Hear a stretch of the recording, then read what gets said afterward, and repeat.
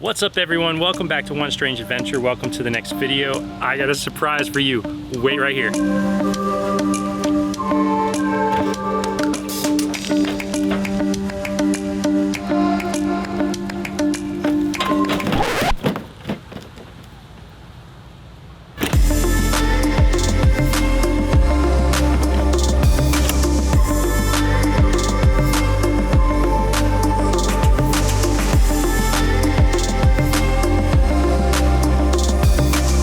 Video started, I just want to say thank you to our patrons. Yes, because you guys are awesome and thank you so much for your support. All right, let's get the video started.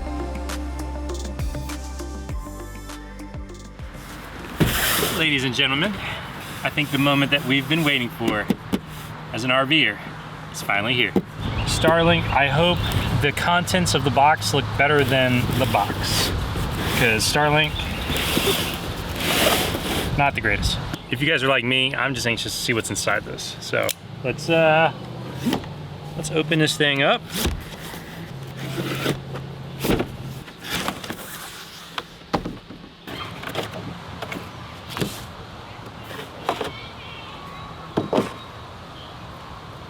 All right, got a stand.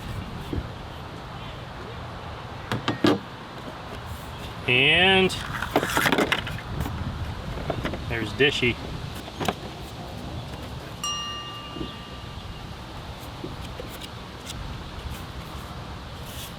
Set the dish up, plug it in, connect to Wi-Fi. Lots of instructions here. So let's see how this goes. First things first, I'm just gonna put the dish in the stand itself. All right, now that we have Dishy, Starlink, unboxed, it's time to try to set this up. I have not done this. I have no idea what I'm doing. The instructions say, plug it in, turn it on, go to the app. It's that easy? I don't know. If you have Starlink, I don't know. Don't judge me. All right, so I'm going to try to find a clear spot. I think you have to find like a clear spot of the northern sky, but you have an app. And I'm gonna show you what that app looks like to actually find a clear spot for Dishy. So I'm going to check for obstructions. This is what you see when you're using the app trying to find a clear view of the sky.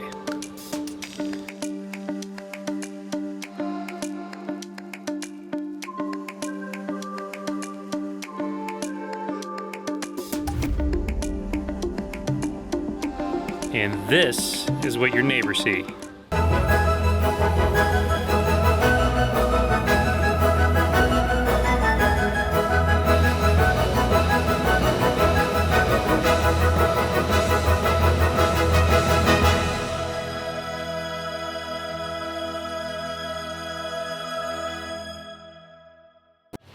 I hope they don't mind me putting it out here in like the middle of the field, because this was the only spot I could get it.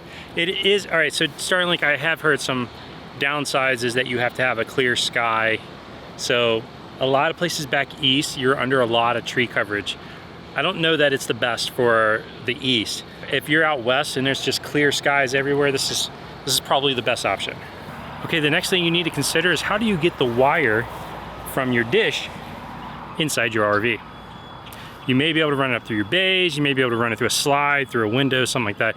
All right, so here's what we're gonna do. For the sake of being able to show you guys exactly what I have to do to set it up, I'm going to do it outside. And I'm just gonna get, I'm gonna actually set up the router. I'm just gonna plug it into the outside of the RV over here. And we're just gonna do that for the first time. Okay, so this is like a mini HDMI cable.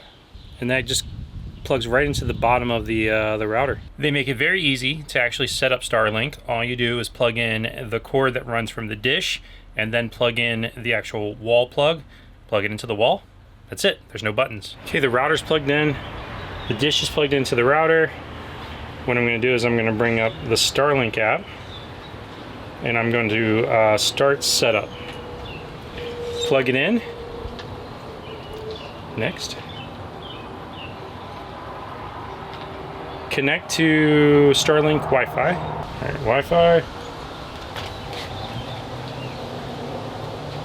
Starlink.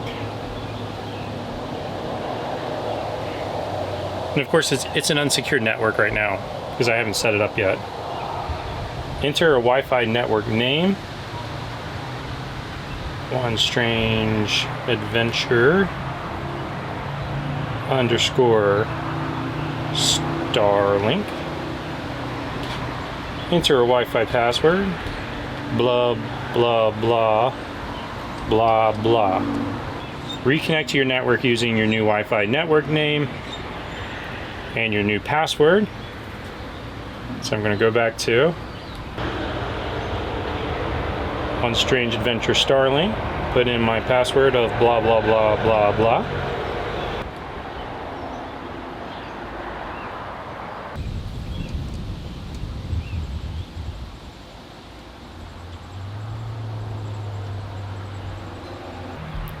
I think it's rebooting.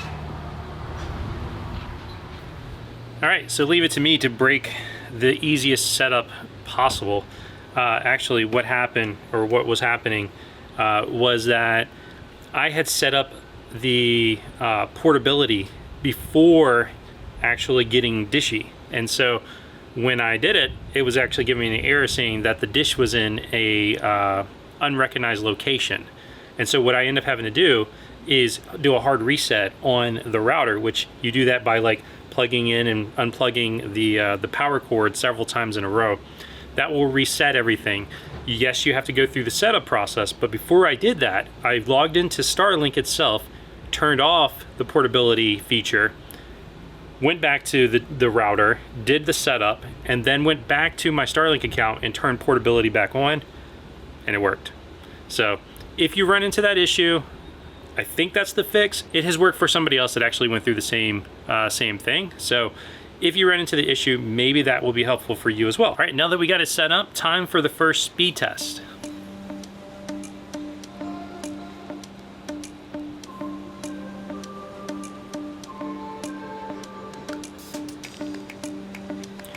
Not too bad. Now, I have read that you will get slower speeds when you first turn it on, but it takes about 12 hours to collect all of the information about its surroundings, and that you will see speed increases over time. Now, there could be congested times, congested areas, of course, that could play a factor into that.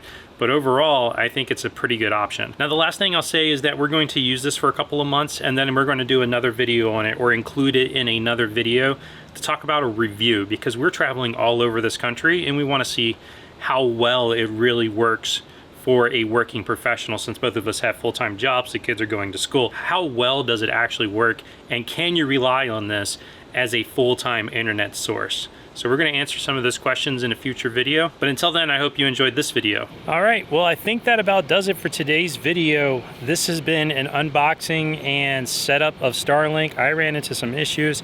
Hopefully, if I'm running into issues, I can at least help you guys if you run into issues. But hopefully you have a smooth setup. And well, if you have questions about Starlink, just email me or leave it in the comments. I'm going to be continuing to test the system. I have some ideas on how I want to integrate it into an RV network. But until then, I hope you enjoyed this video. If you did, make sure you give it a thumbs up. If you really like it, make sure you subscribe. Until the next strange adventure, keep making your own.